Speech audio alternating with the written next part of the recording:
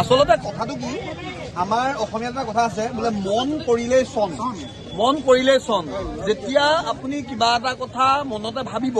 তেতিয়া তাক আপুনি সফল কৰাৰ কাৰণে প্ৰথম খোজটো দিয়ে আৰু যেতিয়া আপুনি নিশ্চয় কৰি ল'ব তেতিয়াহ'লে সেইটো নিশ্চিতভাৱে হ'বই গতিকে সংকল্পটো ডাঙৰ কথা উপায়টো অট'মেটিকেলি এতিয়া আমাৰ ভিউৱাৰ্ছসকলক আমি জনাব বিচাৰিছো আমি বাকীবোৰে কৈছে 30 কিলোমিটাৰ খোজকাঢ়িব লাগিব 35 কিলোমিটাৰ খোজকাঢ়িব লাগিব আমি ইয়াত এখন ঘৰ পাতি ললো ইয়াতে হোম ষ্টে মানে আমি আমাৰ ঘৰত বাস নহয় জানো আমি হোম ষ্টেত বাস কৰিলো ক'ত গম পাইছেনে আমাৰ ঘাটৰ পৰা প্ৰায় 1.5 কিলোমিটাৰ দূৰত একদম মেইন ঘাটৰ পৰা 1.5 কিলোমিটাৰ দূৰত সেই 1.5 কিলোমিটাৰ দূৰ মানে খোজকাঢ়িলে ওলাই গৈ পেলাই পায় তাতকৈ ওচৰত থাকিবলৈ বেয়া কাৰণ মানুহৰ হেমগেম বেছি আৰু ইয়াতে আমাৰ দিদি এগৰাকী বনালো এতিয়া দিদি আৰু জিজাজিয়ে মোক গাড়ী ঘাট মানে সংগম ঘাট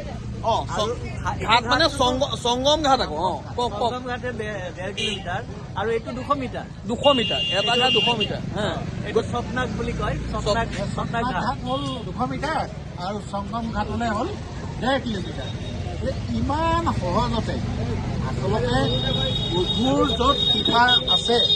তাক কোনেও বাধা দিব নোৱাৰে য'ত ভোলেনাথে বিচাৰিব যে আমি তেওঁৰ চৰণত আহিব লাগে য'ত গংগামাই বিচাৰিছে যে আমি গংগামাৰ চৰণত আমি আহি আমাৰ স্নান কৰিব লাগে তাত আমাৰ বাধা দিওঁতা কোনো নাই ইয়াই নাগেশ্বৰ ঘাট আমি এইটো ডাইৰেকশ্যনত যাম এইটো ৰাস্তাইদি সংগমলৈ যাম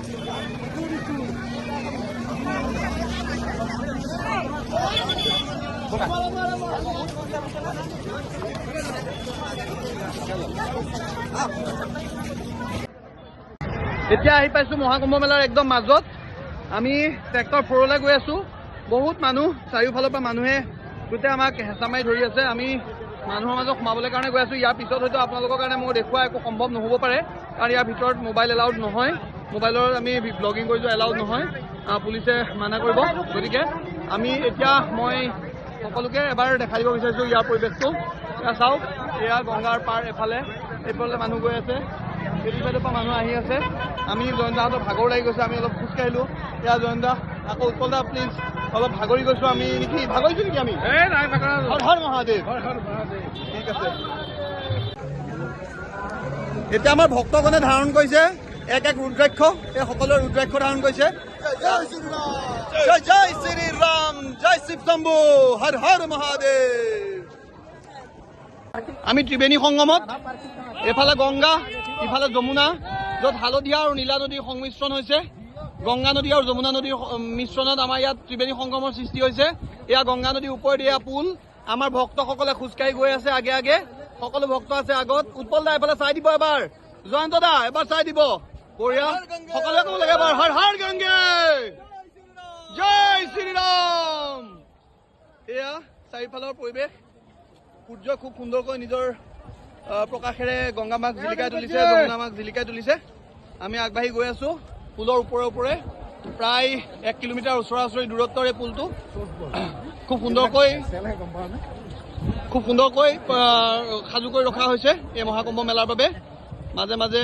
পাৰ হ'ব পৰাকৈ মানুহ পাৰ হ'ব পৰাকৈ 8 নম্বৰ 9 নম্বৰ 1 নম্বৰ 2 নম্বৰ আমি 9 নম্বৰ পুলেদি পাৰ হৈছো 9 নম্বৰ পুলেদি পাৰ হৈ আমি 4 নম্বৰ ছেক্টৰ পামগৈ তাৰ পৰা আমি 7 নম্বৰ ছেক্টৰ ফাললৈ গতি কৰিম সেইফাললৈ আছে হনুমান মন্দিৰ আৰু তাৰ লগতে আমি মহাকুম্ভ মেলাৰ বাকী যিখিনি পৰৱৰ্তী অংশ সেই অংশলৈ আমি আগবাঢ়ি গৈ আছো এয়াই কুম্ভ মেলা মহাকুম্ভ মেলা যি মহাকুম্ভ মেলাৰ বাবে ভাৰতৰ পৰা কোটি কোটি ভক্তই বিভিন্ন ৰাজ্যৰ পৰা কোটি কোটি ভক্তই আহি ইয়াত সমাগম হৈছে এয়াই সেই কুম্ভ মেলা আমি কুম্ভ মেলাৰ একদম মাজত আছো বিভিন্ন ধৰণৰ ঠাইৰ পৰা বিভিন্ন বেশভূষাৰে বিভিন্ন মানুহ আহিছে আমি নিজকে ধন্য মানিছো আমাৰ জীৱনৰ আজি এটা খুব ভাল লগা দিন আমি ইয়াতে কুম্ভ মেলাত অসমৰ পৰা উপস্থিত হ'বলৈ পাই আজি এই বিশেষ দিনটোত উপস্থিত হৈছোহি অহা কাইলৈ অমৃত স্নান আছে এই অমৃত স্নানৰ পাক আমি ফাইনেলি পৰিচিত হ'ব পাই গ'লো এয়া পৰিচিত হ'ব আমি বহুত বিচাৰি কুম্ভ মেলাত মানুহ হেৰাই যোৱা শুনিছো বিচাৰি পোৱা শুনিছে আমি আজি কুম্ভ মেলাত বিচাৰি পাইছো কিমান দূৰ বিচাৰিছো ঠিক নাই বিচাৰি পাইছো এতিয়া আমি আহি আছো ছেক্টৰ 4ত আছো ছেক্টৰ 4 আমি ছেক্টৰ 7লৈ যাম তাত নামঘৰ আছে আৰু বহুত কিবা কিবি আছে সেইখিনি চাবলৈ যাম ইয়াৰ যিটো অনুভৱ এই অনুভৱৰ নিচিনা এটা ইয়াৰ যিটো শক্তিৰ অনুভৱ এই শক্তিৰ অনুভৱ আমি বেলেগ ঠাইত নাপাওঁ আৰু ভাৰতীয়সকলৰ দৰ্শনৰ আটাইতকৈ মহত্বপূৰ্ণ অংগ আমি ক'ব পাৰোঁ কুম্ভ মেলা এটা ভাৰতীয় ইতিহাসৰ এক প্ৰসিদ্ধ মেলা বুলি ক'ব পাৰোঁ প্ৰতি 144 বছৰৰ মহাকুম্ভ মেলা আমাৰ জীৱনত আমি কোৱা আটাইতকৈ ডাঙৰ ধৰ্মীয় অনুষ্ঠান বুলি আমি ক'ব পাৰোঁ হিন্দু ধৰ্মৰ আটাইতকৈ গুৰুত্বপূৰ্ণ অনুষ্ঠান বুলি ক'লেও বেছিকৈ মান হ'ব গতিকে আমি এয়া আজি ইয়াত উপস্থিত হোৱাটো আমাৰ বাবে সৌভাগ্য তাতকৈও সৌভাগ্য আমি তাৰ পৰা টিকেট নাপাই আমি গাড়ীলৈ আহিছোঁ আৰু